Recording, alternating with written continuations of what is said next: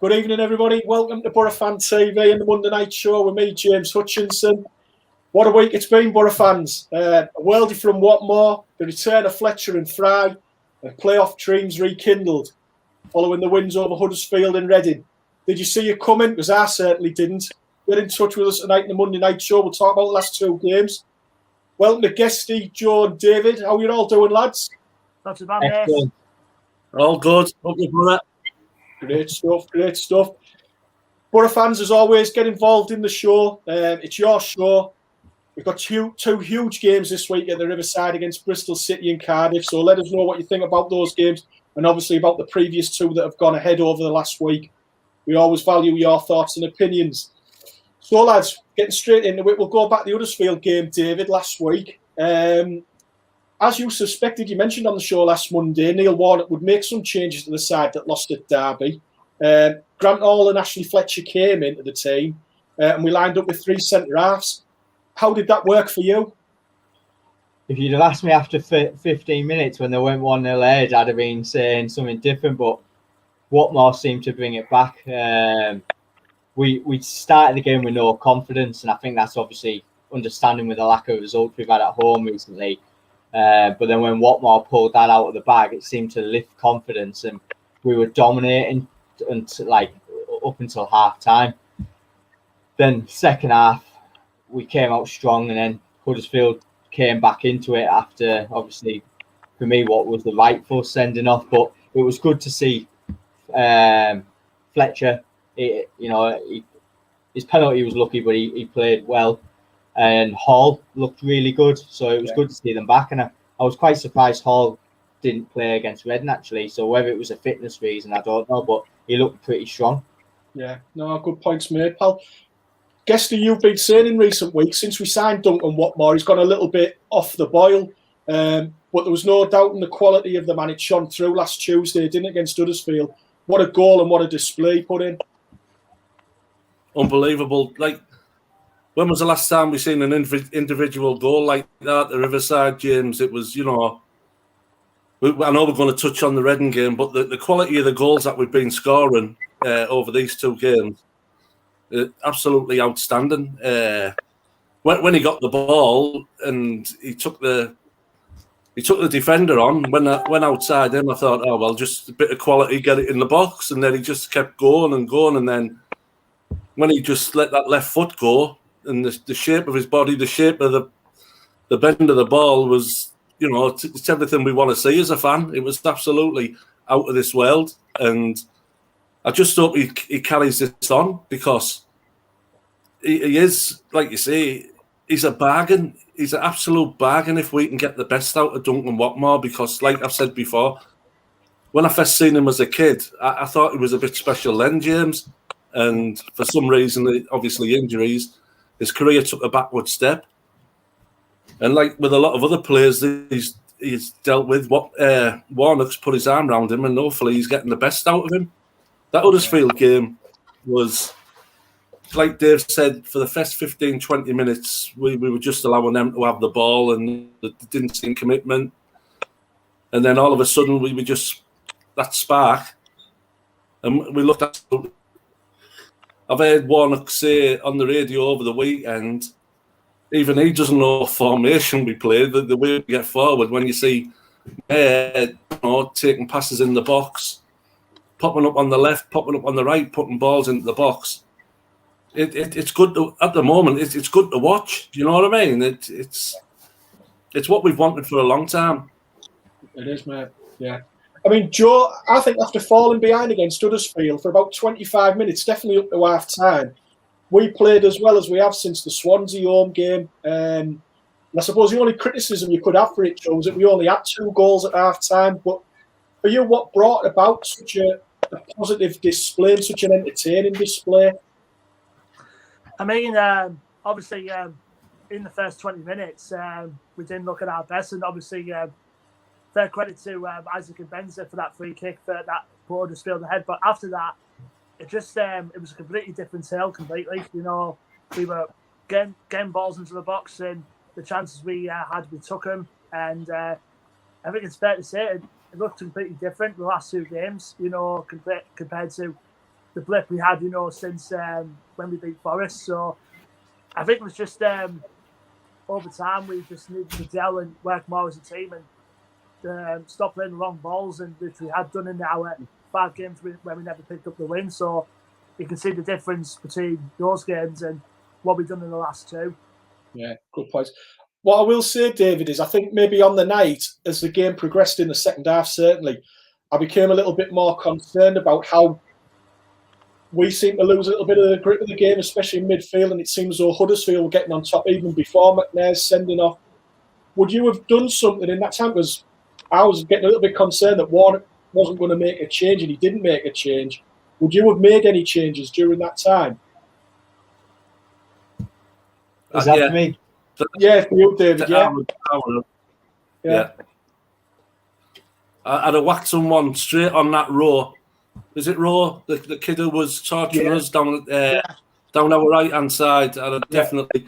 He was seeing a massive amount of the ball, and he absolutely was running the legs off Fisher. It was a bit concerning, but that's typical Boro, going 2-0 cruising, 2-1, absolutely dominating. Then we ended up the last 15 minutes, backs to the wall. Then we had a man sent off, and like you say, I just love that feeling on 90 minutes when you've come away with a 2-1 win in a game like that, where you've just sat on the edge of your seat for 20 minutes, holding your breath, and God knows how Bettinelli made them saves, you know what I mean? Because I think the first one, which he palmed away at the front post, I don't think he knew absolutely nothing about. Yeah. And it went right across the goal. But yeah, I'd have made changes to make us a bit stiffer at the back, especially the way that Row was running at us. Yeah. You ride your luck sometimes, don't you, with results like that? And because we rode our luck, it can change your season in an instant. And where we haven't had like offside decisions stuff, maybe that's where it's going to change our season, hopefully. Fingers crossed, mate. Matthew Groves has commented here, lads. Look what happens when we go back to where we're good at or what we're good at. 3 at the back with wing backs, it just suits us. Do you go along with that, David? I do. The only worry I have with it is you've brought Mendes, Lang and Blassie in, our wingers that we've been wanting pace for transfer windows for 5-6 seasons. With the wing-back formation, I can't see how they're going to get in. But defensively, we look more of a solid unit with the wing-back formation, and we build from there. I think having the 2 central midfielders is making a hell of a difference with the wing-backs as well, because it's allowed them to push on. We're not so negative with the 3 central midfielders. So it's a formation that suits us, and our early form was based upon that. So hopefully, if we can stick with that moving forward, it ends in a good end of the season for us. Yeah. I know Joe David alluded to earlier on the incident with Paddy McNair and the sending off, and it was the major talking point after the game. And I've got to admit, at the time after the game, I thought it was a red card, and I was quite surprised to see it rescinded. What was your take on it though, Joe? Like what you said, I thought it looked a bit reckless, like he went over the top of the ball with studs showing. But after that, looking at the highlights a little bit more, you did see that he did get the ball first, and obviously he caught Bakuna on the follow through. And I think the linesman saw it a little bit differently, because I think the ref initially was going to give a yellow card, and then the linesman just turned around and just sent him off. And luckily enough, just before the end of the game, that got rescinded. So I mean, it did look reckless, but at the end of the day, we did get the ball at the end of it, and that's all there is to it. What was your take on it, Tony? What did you think? Did you think it was right that McNair's red card was rescinded? Yeah, I was seeing it. I thought he was reckless when he dived in at first, but I seen daylight between McNair, the ball, and Bakuna before he actually went into Bakuna. The ball had already gone away, and obviously he's made the most of it. And I thought the sending off was harsh, but then when I seen a couple of stills the next day where you can see McNair's studs going into his shin, down to his ankle, I thought, I can't see him getting off with it. But I think Warner. First things first, Warner called him in with a brill cream there. What I want to know is where's that linesman managed to get his hair cut like that during lockdown? And we've got to wait another 7 weeks. You know what I mean? So, Sure. but Not I like me didn't. not like me when I got my mum to do it this week. I'll pop round your. By the letter of the law, I didn't see it as a sending off, James. Didn't see Right. it. No. by the letter of the law, for me, it's a red card. Though he endangered an opponent with his stud showing, which is reckless, which is a red. And for me, it's the same type of incident as what happened to Fry. He was out of control. It was reckless, and he could have seriously injured a player. It doesn't matter if he's connected or he hasn't. The law states endangering an opponent, and that's what he did. So it's a red. For me, lads, I it was don't know. almost it was a challenge you didn't really have to make in that sort of way. It doesn't seem like a natural way to go and make that tackle to go in with your stud showing. I think we got a bit lucky on it, if I'm being honest. James, if that had been a Huddersfield player, Boro fans would have been up in arms wanting the Huddersfield player sent off, and I think that speaks volume. Yeah. I still wouldn't have sent him off. You've qualified to be a full-time referee, Tony. Don't worry about it. No, I'm a thorn in refereeing sides, me, James. I don't have the best. I think Clash is a good challenger, wouldn't it? Yeah. Definitely. You know what I mean? He hardly touched him anyway, so it's like I don't know. It's every sending off, every penalty is contentious now. Trent Arnold yesterday, Llewellyn fell over him. He didn't foul him. He just fell over him, and then the debate is should Trent Arnold have been sent off? It's crazy. People go on about wanting VAR in the Championship. The day that comes, you better plan for a long Saturday because the decisions the referees make in that league, you'll be there all day and all night, waiting for VAR to overturn or back referee decisions up because it's an absolute joke. Was it the referee on the Huddersfield game who was refereed us 6 times and we'd never won? Yeah. Oh, Jeremy Simpson. Yeah. I mean, That speaks volumes, doesn't it? Even law of averages, we should have won at least one of them 6 games. I'm not saying they're all bent, but they're all inept. Well, David, Kev Short's agreeing with you. He said we'd be fuming if it was a opponent doing that tackle, but I'll take it being rescinded. I wanted to bring it on this as well, David, that Nigel Maltby mentioned. He said we got ourselves in front and again dropped back 10 yards, inviting teams onto us. And I was going to say, even before the McNair sending up, but even then after that, those last 10 minutes were really quite hairy. And we got the 3 points, and who knows how much that'll count for at the end of the season. It could be a crucial win, couldn't it? Yeah, definitely. It was a gritty performance. I think confidence had a lot to do with it, regardless of the sending off, because the pressure of not winning so many games at home. I think he's right. We retreated unnecessarily rather than just keep trying to play our game. But then fast forward to Saturday when we took the lead, we upped our game further. So I think it was more of a confidence issue regarding Huddersfield. That we just needed to get the win no matter what. And I think, it's a huge, huge win for us. We're going to move on to the Reading game now, lads. But before we do so, Joe, I'll throw this one to you. It's from Rob Henry. Thanks for watching the show, Rob. He said, "Evening, lads. What's your thoughts on Fletcher and contracts? Because obviously it's come out today, Neil Warnock's press conference, that the club have made a contract offer to Ashley Fletcher, whose contract's up in the summer. And Warnock's mentioned that it's going to be on reduced terms, and Fletcher's agent said that they didn't really want to discuss it till in the summer. What's your thoughts on all of that, Joe?" Well, obviously, scoring 2 in 2 games, obviously, you can see why Neil Warnock wants to tie him down to a new contract, which probably most Boro fans would want.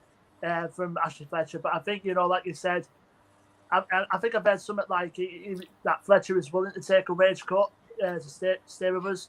But then, obviously, agents have to come involved and said, representing him said, he has to wait to the end of the season to think about his decision, which I think doesn't suit well for me, in my opinion, but I would rather let Fletcher decide that on his own. So I'd like to see Fletcher sign a new deal with the club. It's just a matter of, come the end of the season, whether he's willing actually to, to take the pay cut and obviously sign on. Yeah. James, on that, you and Guesty said a couple of weeks ago, didn't you, that players need to be realistic of what they can get in the summer. Yeah. I mean, Tony, at the end of the day, we spent £7 million on him. He's not been a roaring success. He's not been a complete disaster, but he's not scored a hat full of goals. For me, the Championship probably is his level, and I think he's got to be realistic in terms of what options are in front of him in the summer. But I don't blame him for hanging out and waiting to see what offers will come his way. But I think there's got to be realism from both sides, hasn't there, on what future deals Ashley Fletcher can get. Yeah, he needs to be careful. He might end up out in Australia with Shotton and Gusted, you know what I mean? I can understand him wanting to hold on. Or it's his career. It's his job. You know what I mean? I can understand he wants to see what offers are good. But Warnock's a wise old owl, and when you've got Neil Warnock saying it, it's a good deal. What's on the table for him at this level, he should take it. He won't be far wrong. You just have to look at the players who've been out of contract, your Daniel Sturridges and players like that, who've still yet to find a club. So it's dog eat dog. And Fletcher came as a £7 million signing. Just starting his career. His career hasn't really got off the ground, and all of a sudden, while he's been injured, he's became our best striker while he's been in ring. You know what I mean? So I would like to see him stay. He scored 2 goals since he come back. The penalty was a bit of a heart stopper, but it still crept over the line. I have no problems with him wanting to hold on. It seems the way now, James, for all these players who are coming towards the end of the contract. Yeah. And Kev Short's pretty much in agreement with what you've said, Tony. So I don't know how much Fletcher's on, but any player expected to not get a cut in their wages at the minute's kidding themselves. But he'd also be daft to leave the club. And I think there's signs that things are improving at the Boro. And I think Fletcher, for me, he's a good centre forward to have on our books to be part of the squad. Whether he should be your lead man, your front man up front, and would be Warnock's first choice next year, I'm not so sure. But I still think he's a valuable member of the squad, and I'd like to see him stay. But obviously, it's down to the agent. That's his job to get the best deal he can for his player, isn't it? Yeah, definitely. Yeah. Well, lads, we'll go on to the Reading game. I'll come to you first, David. There was just one change in the starting lineup, and it was Dale Fry. He slotted into that back three at the expense of Grant Hall, who had a good performance against Huddersfield. But you can't argue with what Dale produced on Saturday, can you? No, he was outstanding. He, for me, he's the best centre back in the league, and I'm not just saying that on this season's performances. I've liked him since he came into the first team, especially since he's moved to the right hand side. But we just look more comfortable and stable with him.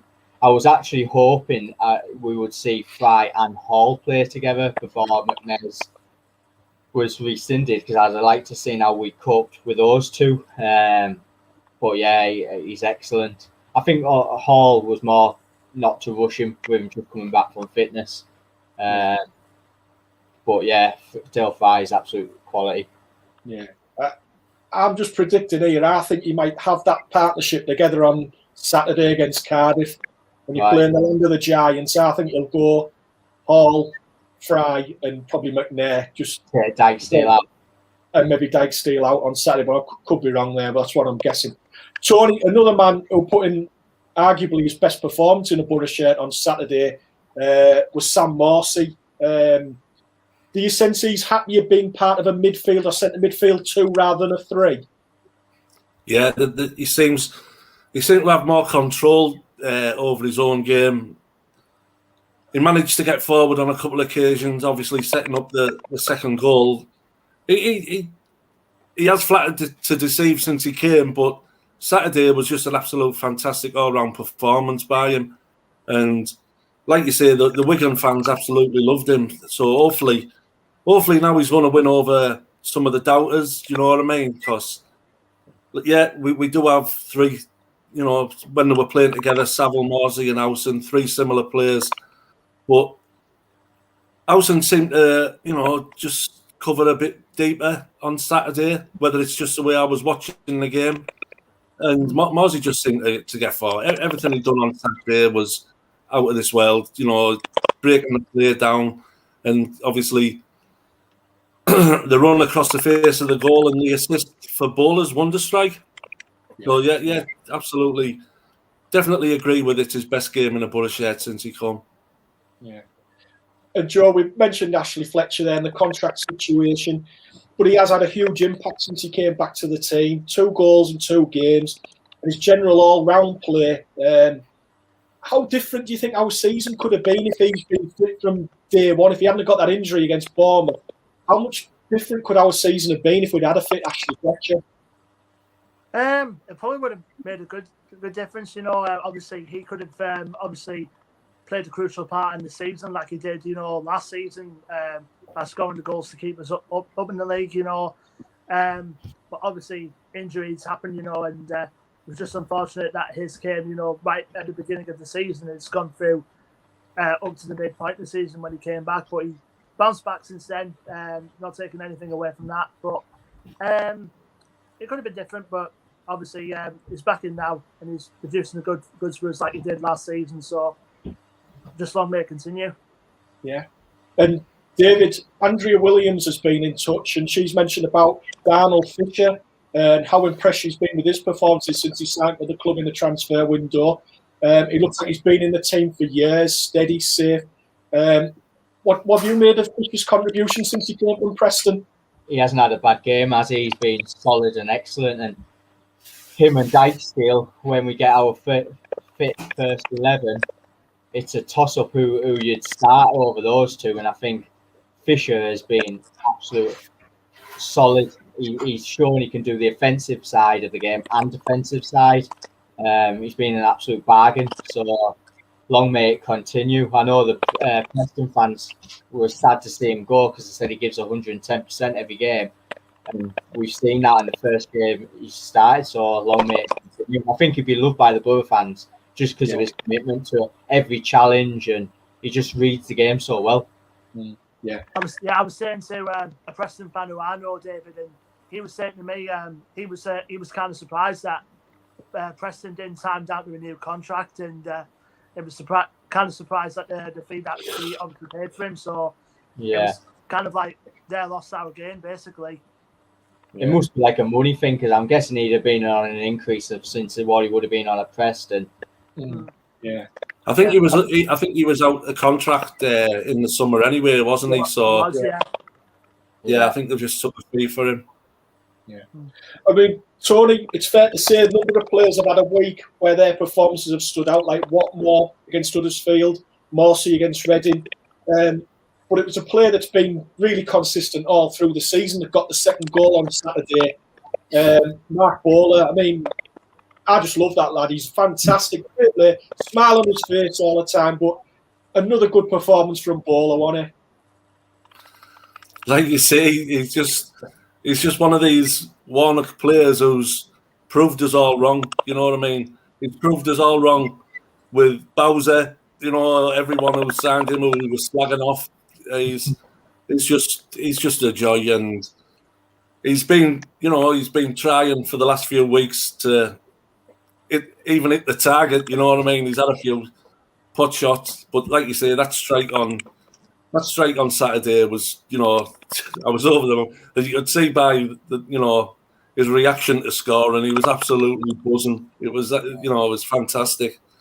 You know, like you say, we went there, Reading, and so many Boro fans were negative thoughts about going to Reading, but it's 9 games they haven't beat us for now, and I was quite confident going there. And like you say, the way we started, both the goals were absolute quality. For once, one of our free kicks we must practice at training came off. And like you say, Fletcher was on the end of it. What you were saying there to Joe earlier on about, do you think our season would have been different if Fletcher had been playing? I know it's hypothetical, but I think we might have been 7 to 9 points better off if Fletcher had been playing, James. Yeah. Because I think he is not now Watmore's there, but he's definitely one of the best two finishers at the club. Yeah. So plus on Saturday there wasn't one passenger. Everyone with a red shirt on Saturday was committed. You know what I mean? You couldn't fault none of them. Yeah. You couldn't turn around and say the big lazy so and so up front. He's missed this. He's not trying. You couldn't have said that about none of them on Saturday. They were all absolutely heroes to me. I think they realised how big of a game Saturday was as well, didn't they? Yeah. I think the thing with Fletcher as well is he is a good hold-up player. Not the greatest, but he offers more. His all-round game is a lot more complete than Akpom and Assombalonga, isn't it? And then that brings in Watmore into the play. It'll bring in the likes of Tav when he comes back in. And we do look at a different side. We look more rounded. We look a better team, I think, don't we, David? Yeah. He's mobile as well, isn't he? His touch necessarily isn't the greatest at holding up, but as soon as he loses it, he's wanting to put the hard yards in to win it back. And he's not willing to get into a battle, really, because he knows his strengths and weaknesses. And I think that's the most compliment I can give him, really, where we see our strikers trying to do stuff that they know they can't do, where Fletcher stays within that 6 yard and gets himself in the positions to score those goals, where I know one striker wouldn't have been in that position and scored that on Saturday. We'll carry on that theme there, David. Paul Nicholas has got in touch with us. He said, I like Fletcher, but I'm not going to get stressed if he doesn't decide to stay. Let's be honest, Fletcher and Assombalonga haven't exactly set the world alight at Boro. We could probably replace them both with better players on far less money than what they're on. And yes, Fletcher's done well the last few games, but in the bigger scheme, when you look at the bigger picture, the outlay the club's made and what they're getting as wages for what we reportedly hear, Boro could get probably a lot more for that money, couldn't they? Yeah, but it means we're going to have to go out and spend again. And sometimes isn't it better to what you've got? I think Fletcher just giving him a run of games with a manager who's confident in him, saying, right, go, we've spent that $7 million now. We can't talk about the fee that we paid because it's irrelevant. We've paid it.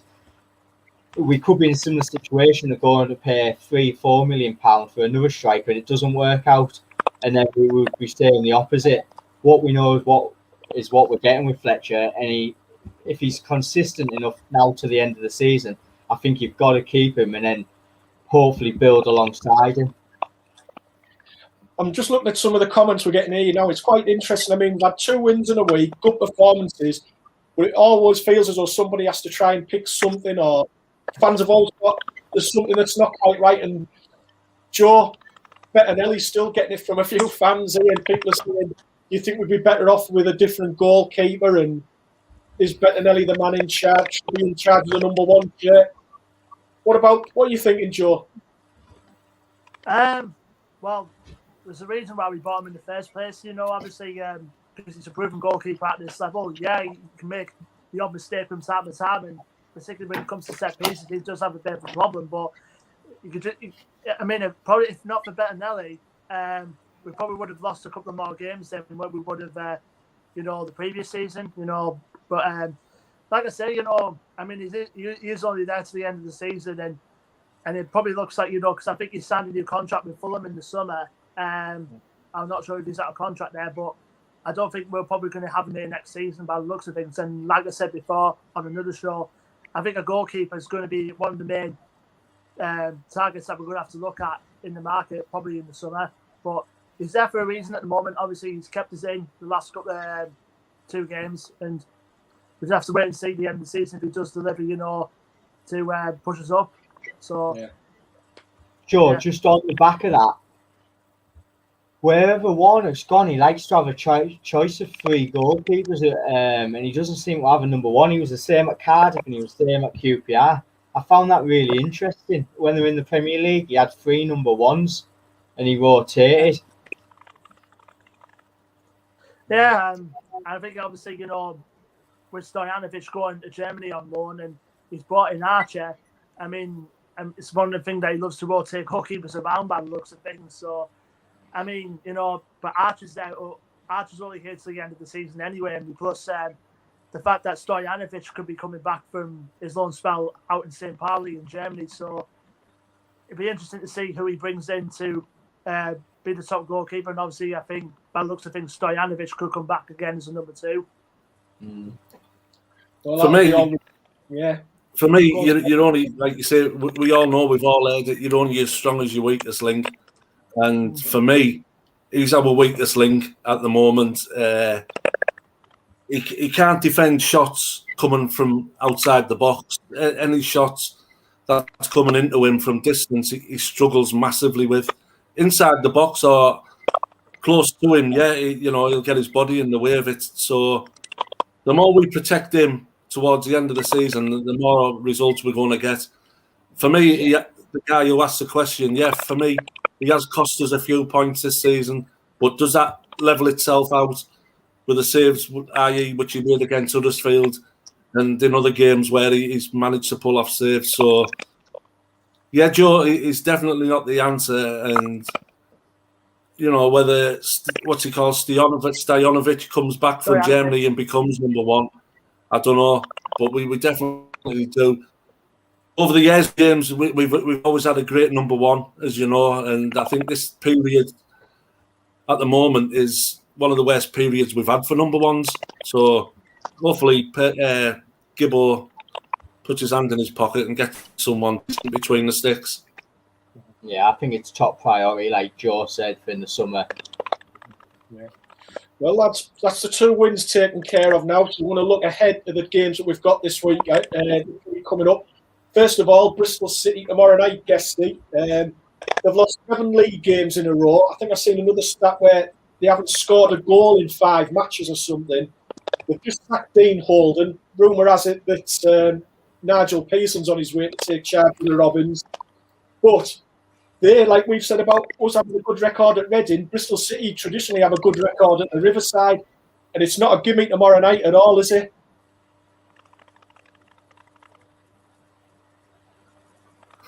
No, not after what you've just said.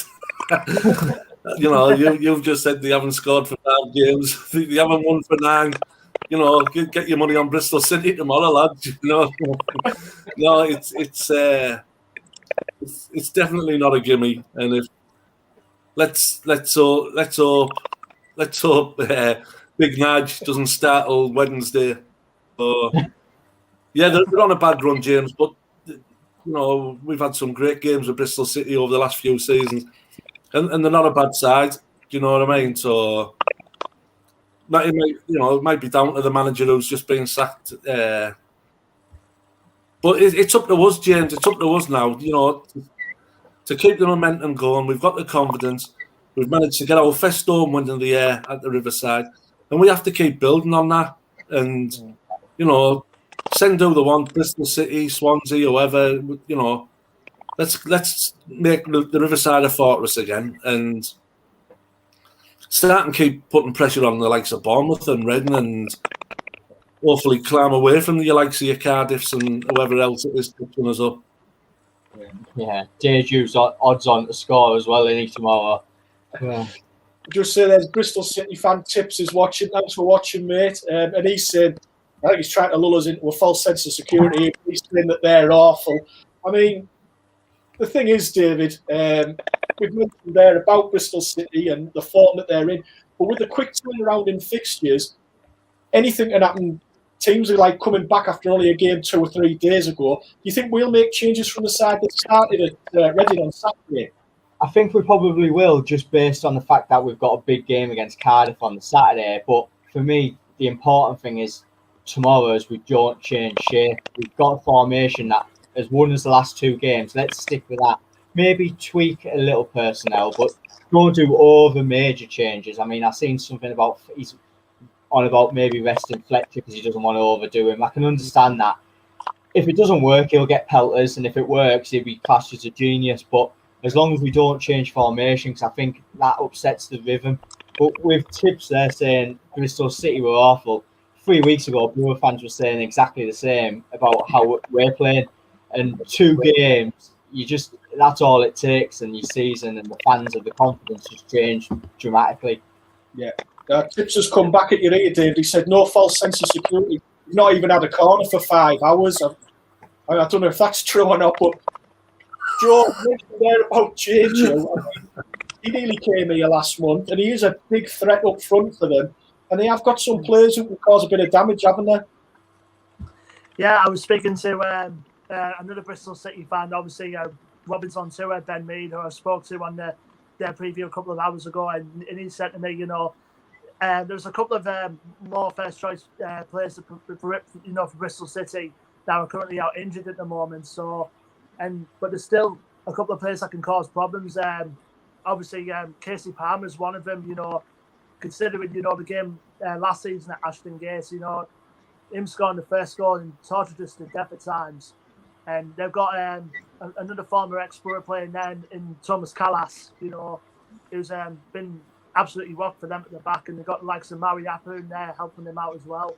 And they brought in Henry Lansbury as well, who from Aston Villa, who's obviously experienced at this level. So, and Antoine Semenyo as well, who can cause a threat up front as well. So, usually a tough team to crack, our Bristol City. And I've said to Robinson too, they've always been our bogey side over the last couple of seasons, but we've only managed to do them over, at the reverse victory at Ashton Gate when we beat them 1-0. So I always expect a tough game, whenever we go up against Bristol City.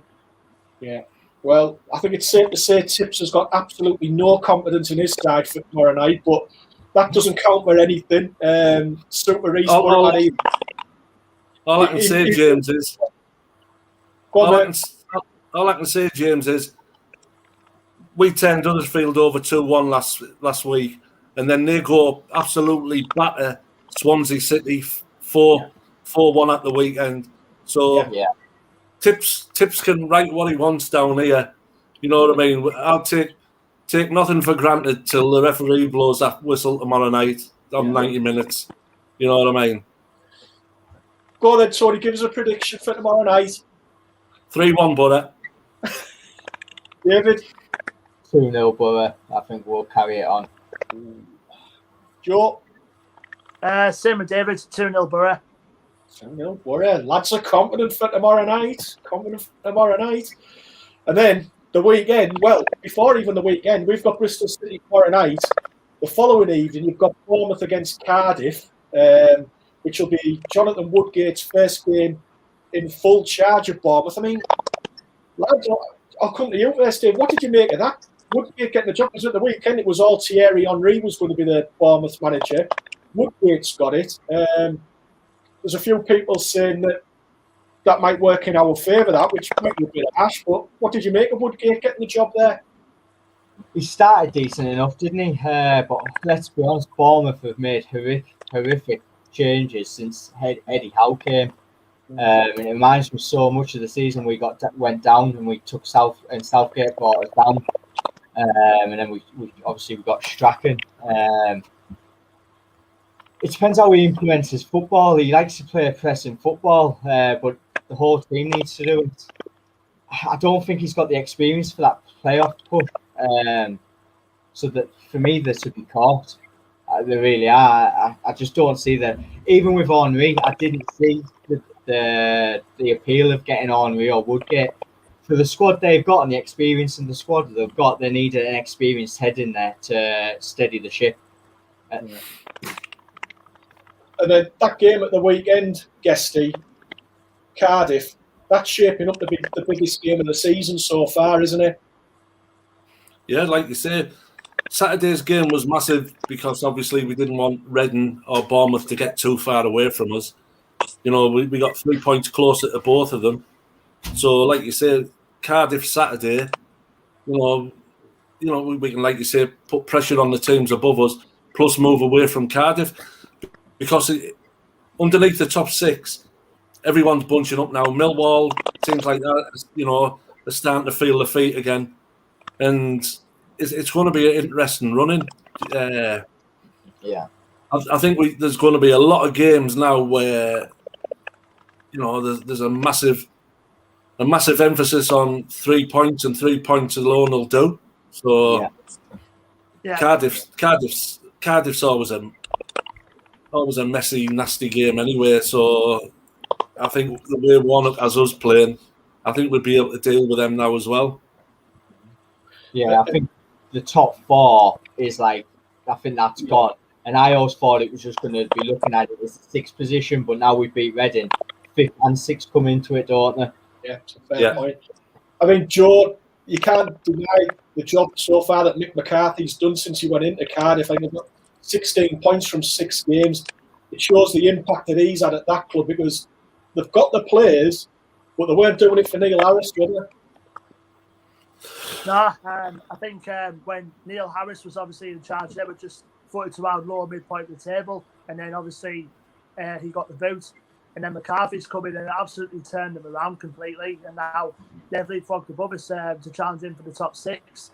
And Mick McCarthy definitely has the players in the disposal that obviously were left behind by other managers to help do that, and you can tell that, you know, the likes of Harry Wilson and Kiefer Moore are definitely going to be their 2 main threats. And there's obviously a couple of players there for like that Warnock has brought into the club as well. The likes of Junior Hoylett, for example, has come back into form, and obviously is one of the players, you know, Junior Hoylett, I'd happily to have him at the Boro, to be honest. Obviously, if his contract runs out in the summer, hopefully we'll bring him in. And obviously you've got the likes of Sean Morrison and Perry NG, who's their latest recruit from Crewe. And so there could be a dark horse going into the playoffs at Cardiff. So it has the ingredients for a tense game on Saturday. That type of experience that we're making McCarthy is exactly what I thought Bournemouth should have gone for. Yeah. I mean, David, for me, I